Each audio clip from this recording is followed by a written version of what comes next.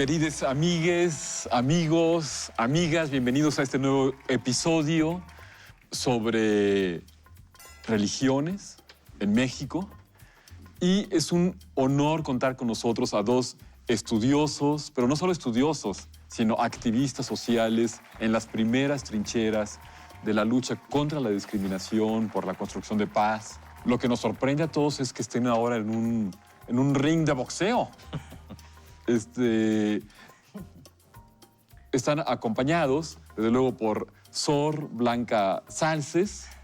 Es una bendición contar con su presencia. Y por el otro lado, con Fray Luis David de Todos los Santos. Nunca más al caso, ¿no? Muchísimas gracias, Fray. Contamos entonces con algunas de las raíces más profundas de la construcción de la nacionalidad aquí con nosotros. Y les recordamos que este es un encuentro, un diálogo de conversación, de imaginación, de conocimiento, de intuición, que se organiza en 3 rounds, muy breves. Okay. Es violento, es intenso.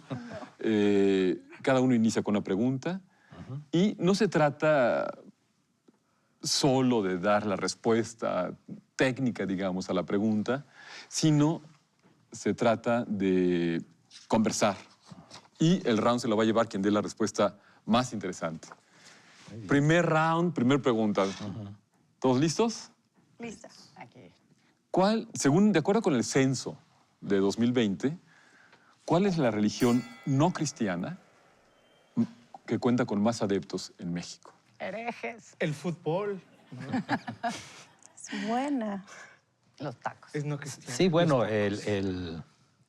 así como religión individual, pues el judaísmo, que ha sido históricamente una religión que está presente en México, con entre 50,000 y 60,000 feligreses, aunque efectivamente las personas que declararon no tener una religión o no adscribirse ya es el grupo más numeroso.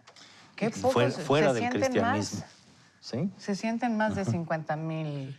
Yo sí, creo que yo siento que tienen conozco una presencia, más. Es que tienen una presencia muy importante en la sociedad, sin duda. ¿Son mayoría económica? Pues en los medios y en aportes intelectuales, y sí. Excelente. Lo que ocurre, si me permiten, es que creo que tenemos una idea muy limitada de la religión. Cada vez más limitada, cada vez más ignorancia, cada vez más desconocimiento, ¿no? Y, por ejemplo, no conocemos todas las prácticas sociales derivadas de la religión, ¿no? Todos los aspectos solidarios, como, por ejemplo, la atención a migrantes, etc. Ustedes están en esas, trincheras, ¿no? Sí, y poner escuelas. Sí, también hay dos ideas que son erróneas y que normalmente están presentes como en el imaginario colectivo, y una es que las religiones se piensa que son monolíticas, y no lo son. Son internamente muy diversas, ¿no? O sea, dentro de una religión, no necesariamente los líderes religiosos de esa religión piensan igual que los feligreses o entre los mismos liderazgos. No hay necesariamente... Hay diversidad dentro de la religión. Con zapatos, hermanas de la caridad. Exacto. Cada cabeza es un mundo, ¿no? Sí, exacto. Sí. Otra cosa muy importante es que las religiones tampoco son estáticas. O sea, van evolucionando constantemente con la historia, ¿no? Van cambiando y van teniendo cambios. No se mantienen igual, no es lo mismo ser católico hace 1500 años que hoy. Se llaman judíos, ¿no? Los católicos. Ahora ya hay católicas feministas, ¿no? Sí, o sea, hay un montón las de católicas por el derecho a decidir. Muy modernas, pero porque incluso, la gente va cambiando, claro, ¿no? Y las sociedades cambian. Claro. Incluso dentro de lo institucional hay cambios, ¿no? Y la última es que las religiones, esa es otra idea, como se piensa que la religión es como está en el ámbito privado nada más. Pero la realidad es que la religión permea todos los ámbitos de la experiencia humana. Es parte de la cultura, no podemos separar la religión de la cultura.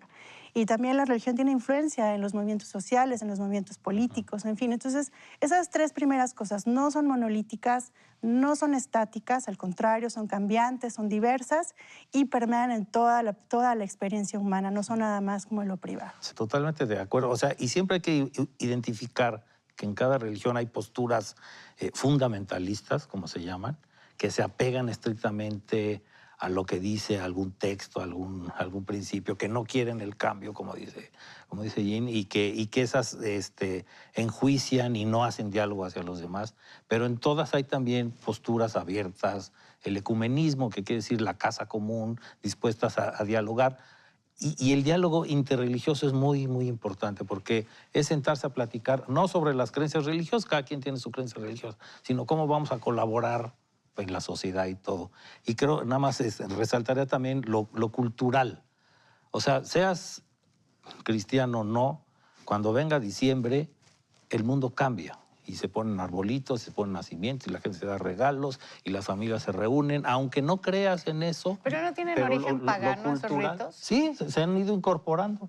Es interesante cómo ha ido incorporando, o sea, el cristianismo en su camino por el mundo, cuando llegó con los germanos y los nórdicos, pues estos ponen un árbol porque sigue vivo en el invierno, es una señal de vida. Entonces adopta cuando nace la luz. Para los inviernos que hay allá. Es una señal de apertura, ¿no? De flexibilidad, ¿no? De diálogo y de esta dimensión cultural, ¿no? de las religiones. Pues efectivamente, para volver a nuestra pregunta inicial, el judaísmo, como dijo Ignacio, es la primera religión no cristiana y para dar una escala en lo que estamos hablando, los que siguen alguna religión cristiana son 93 millones de cristianos y 400,000 los que le siguen, 400,000 judíos. Ahí luego. Este fue el primer round debido a esta irrupción del judaísmo en esta mesa. Se lo vamos a dar a Ignacio Cuevas. Muy bienvenido. Estarás de acuerdo, no sé, Sí, no quiero soy buena provocar perdedora, disenso soy ni buena discordias en esta mesa de paz. No, aquí. No se vayan, por favor. Somos buenos, Volvemos en unos instantes a nuestro segundo round.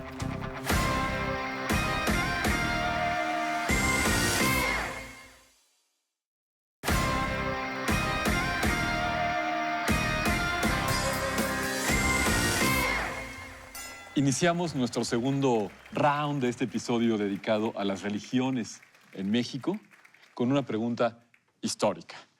¿Cuándo se habrá construido la primer mezquita en México? México, me refiero al país. Después de los tacos árabes. En ¿no? el Valle Que del llegan- Mezquital probablemente fue. Pues mira, habría una discusión. Hay una mezquita que se construyó en Torreón, no recuerdo el año, se habrá sido los 90 por ahí. Y aquí en la Ciudad de México, algunos dicen que para hacer mezquita todavía no hay una, y si le llaman musalas, centros de reuniones, y sí hay un deseo de la comunidad musulmana de que pudiera la Ciudad de México, por ejemplo, tener una mezquita Adaptar digna, el kiosco morisco. de buen tamaño. Sí, utilizando todos estos elementos que son de nuestra historia, ¿no? Claro.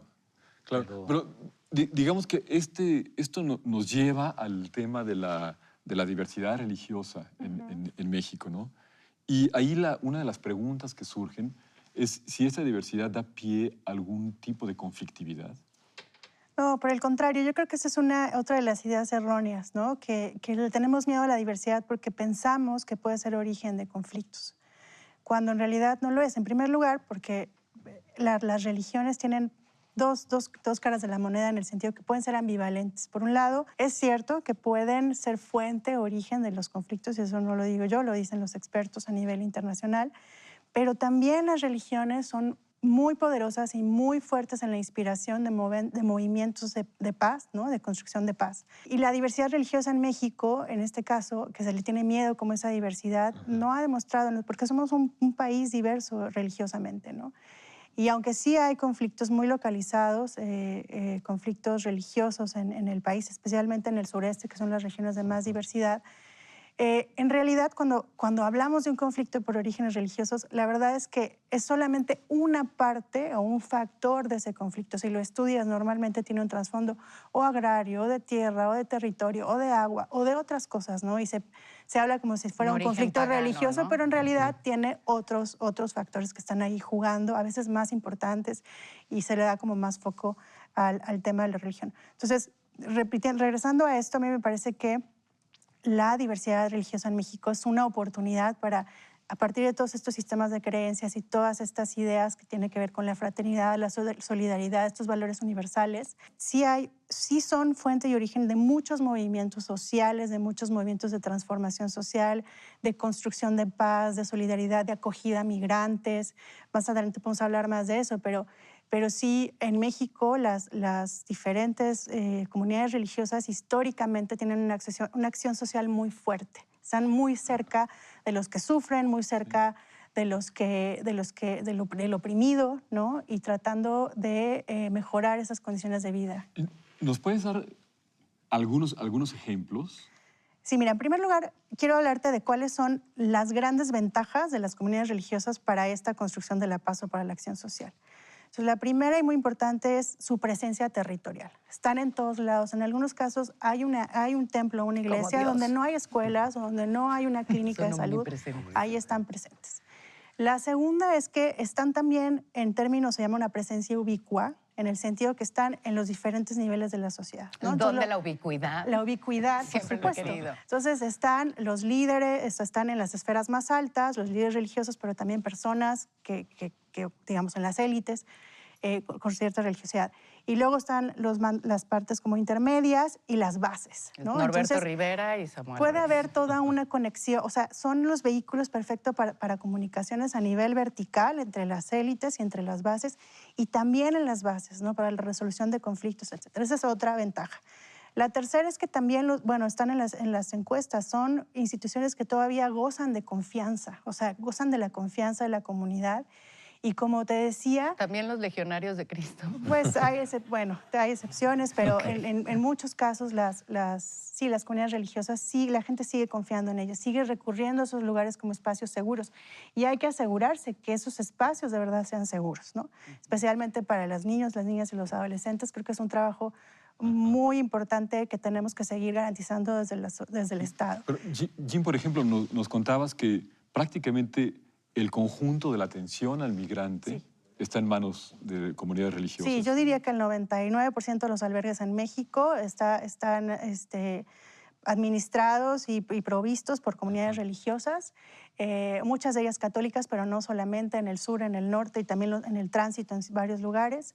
Y digamos, desde el punto de vista de la discriminación, ¿cuál es el papel de esta diversidad religiosa? Sí, bueno, aquí lo que importa es que todos los cambios religiosos que se vayan dando en el país, las personas tengan la confianza de poder ejercer, de practicar su religión sin discriminación. Como decíamos antes, aunque estructuralmente el país es católico, digámoslo, o sea, el domingo no se trabaja porque era el día del Señor, Domine, ¿no? Y es el día en que los cristianos, católicos y otros se reúnen. O el Shabbat. Pero, por ejemplo, los judíos en México, o los adventistas del séptimo día, que también es en sábado, o los musulmanes y musulmanas, que es el viernes. Entonces, bueno, ellos tienen que ver cómo poder hacer, aunque sea un día laboral, sus actividades, ¿no? Entonces, el chiste es ver, sí, por eso yo digo que hay que ser multirreligiosos, tenemos muchos días festivos, ¿no? Pero la perspectiva de la diversidad religiosa desde el ángulo de la discriminación, ¿cómo lo ves actualmente, Ignacio? Yo creo que estamos mejorando. O sea, al principio había un rechazo porque una idea errónea de que para ser de México tenías que ser católica. Entonces, bueno, si no eras de esto, pues entonces no eras muy mexicano, ¿no? La comunidad judía de la que hablábamos decían, pues son de Israel. No, ya hay 5 generaciones de judíos en México. O sea, ¿qué más mexicanos? Claro. Y los musulmanes, que es interesante, porque ahorita ya hay una primera generación de musulmanos conversos y tienen a sus hijos. Estos pues son de México. Entonces, por ponerte nada más un ejemplo, A ver, una mujer musulmana tiene derecho a usar, si ella quiere, el velo. En México ni se le obliga a que se lo ponga ni que se lo quite. Pero si quiere usar el velo para sacar su foto, ya para el INE lo puede hacer con velo, pero para el pasaporte no. ¿También las Entonces monjas? hay que avanzar, las monjas también. Entonces, ¿por qué no respetar la libertad religiosa y adecuar nuestra legislación y tu sin que ejemplo, nos afecte? Ignacio, sobre los musulmanes, ¿no? En este caso, nos remite a nuestra pregunta inicial del round. Efectivamente, tienes razón, Ignacio, la primera mezquita en México se construyó en Torreón.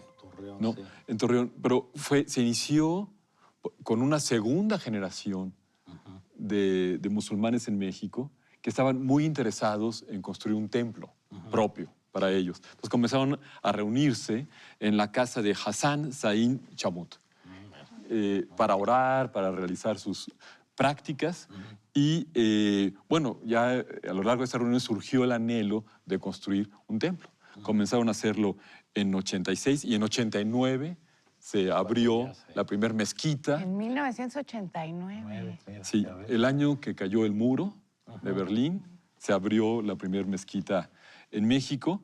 La idea de que fue en Torreón pues es muy acertada, Ignacio, pero la visión de la vida religiosa como uno de las palancas importantes en la construcción de paz y por qué esto ocurre, pues nos la dio Jean, por la que se lleva el segundo round, pero no se confíen porque queda un tercer round por resolver. No se vayan, volvemos en unos instantes.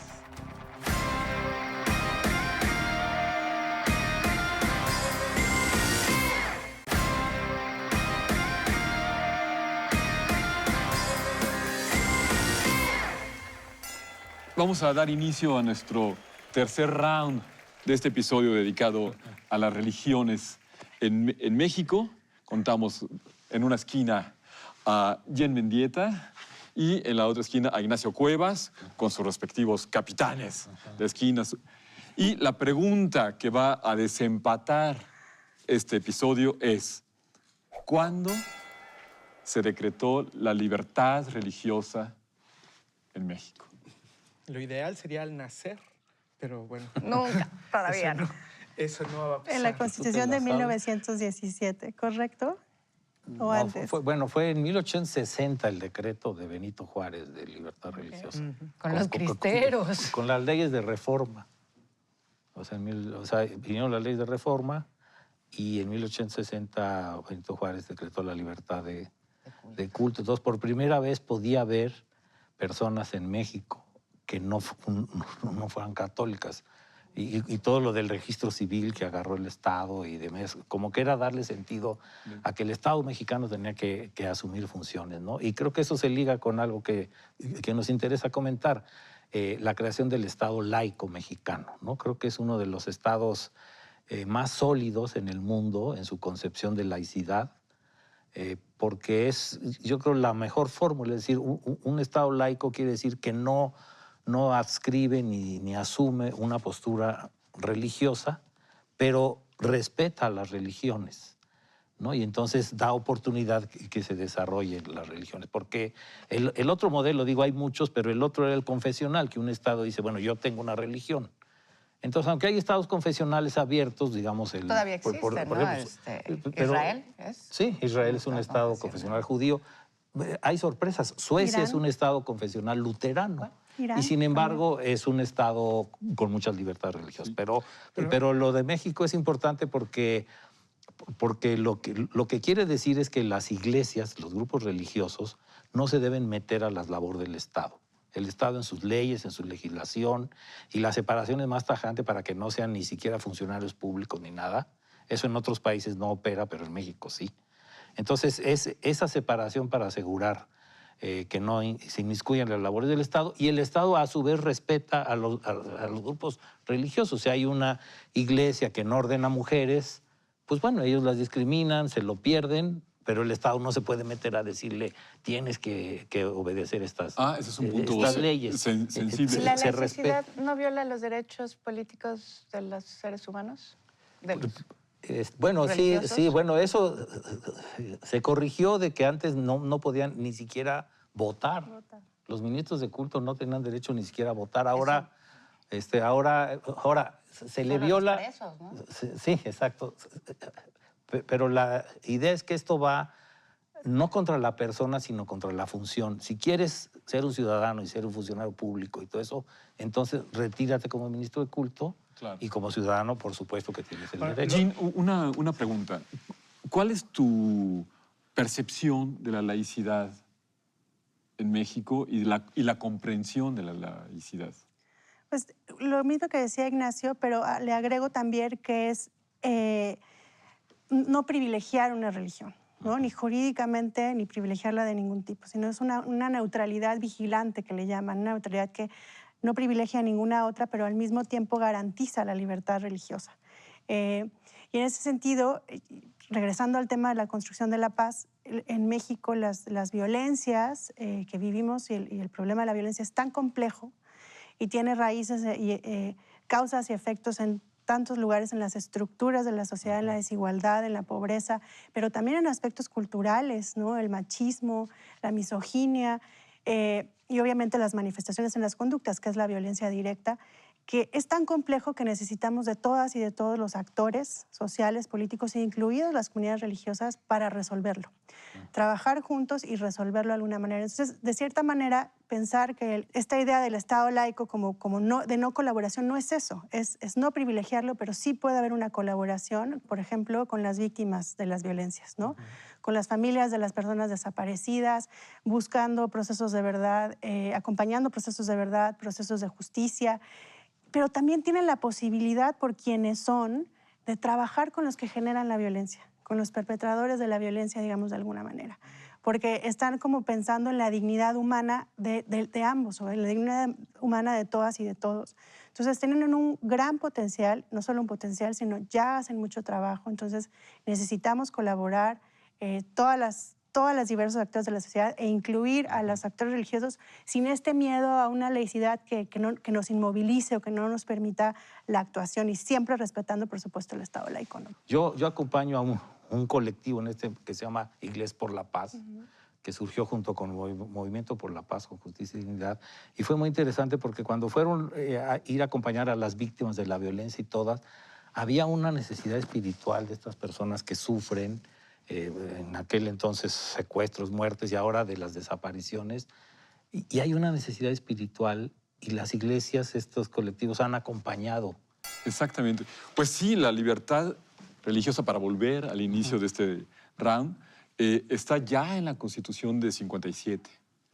Ahí ya, pero fue letra muerta décadas hasta la Constitución de 1917. Ahí se volvió a insistir y poco a poco ha ido creciendo el ejercicio de ese famoso artículo 24 de la Constitución. Sí. Este round se lo llevan ambos porque, por un lado, nos quedó muy clara la idea del Estado laico y la separación por parte de Ignacio Cuevas. Muchísimas gracias, maestro. Y pero también, por otro lado, la idea de la necesaria colaboración entre las comunidades religiosas y el Estado.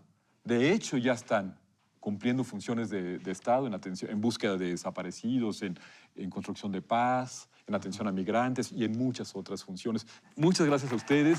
Sí, los esperamos en nuestro siguiente episodio de Knockout, donde no se trata de perder el conocimiento, sino de ganarlo. Y esperamos que todos ustedes los salve siempre la campana.